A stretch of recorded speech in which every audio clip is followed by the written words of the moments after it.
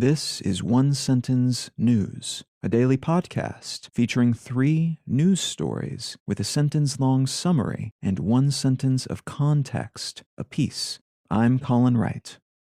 This is a sponsored message. I've been using Anchor as my podcast host for a while now, and it's been a pleasure to use. Anchor offers benefits that most other hosts do not. It's free to use, but it also has a collection of tools that allow you to create a podcast completely within the Anchor website or smartphone app. They distribute your show to Apple Podcasts, Spotify, and all the other distribution channels without any additional effort on your part, and you can make money from your podcast without any minimum audience size. So you can use it as a more traditional podcast host like I do, but it's also got everything you need to start a podcast from scratch. If you're keen to give it a shot, download the free Anchor app or go to anchor.fm to get started. It's Monday, January 23rd, 2023. Let's talk about the news. From the Associated Press, climate change fueling conflict in Lake Chad Basin. A new report from Refugees International suggests that military conflicts and mass migrations are becoming more common in the African Chad Basin, which encompasses parts of Niger, Chad, Nigeria, Algeria, Libya, Sudan, Cameroon, and the Central African Republic, due to a rapidly diminishing quantity of shared resources in the region. This diminishment is partly the consequence of human-amplified climate change and partly down to the sudden movement of millions of people as resources in well-populated regions are depleted, and the concurrent hoarding of resources by gangs of armed militants like Boko Haram. Long periods of drought interspersed with extreme and devastating floods have pushed local natural resources to the brink and have strained government and humanitarian infrastructure and aid resources beyond their capacity to serve the needs of those afflicted.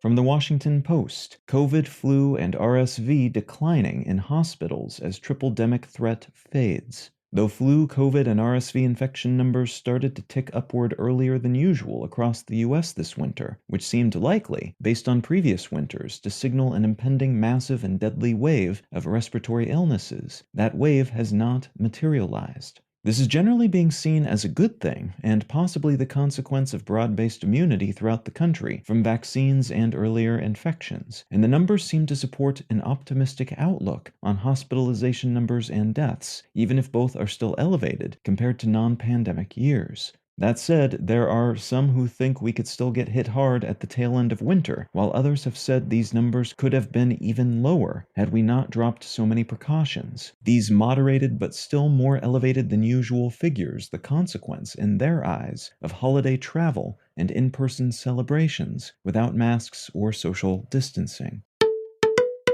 And from the Wall Street Journal, T-Mobile says hackers stole data on about 37 million customers in breach. Telecommunications company T-Mobile has announced that hackers broke into their system and accessed customer data for around 37 million accounts, granting access to those customers' birthdays, billing addresses, email addresses, phone numbers, and account numbers, but not, according to T-Mobile, these customers' financial records like their credit card numbers, or their passwords or social security numbers. This is the second major hack T-Mobile has suffered in the past 2 years, though last time it was 40 million people's accounts that were accessed. So I guess having just 37 million customers exposed this time is sort of like progress. But the company has said it's working with law enforcement and cybercrime consultants to try to catch the hackers and lock things down better in the future. Worth noting, too, is that around 35,000 PayPal users had their accounts hacked in early December 2022, according to the company, and League of Legends maker Riot Games had their development environment compromised in mid-January, delaying the rollout of new game updates.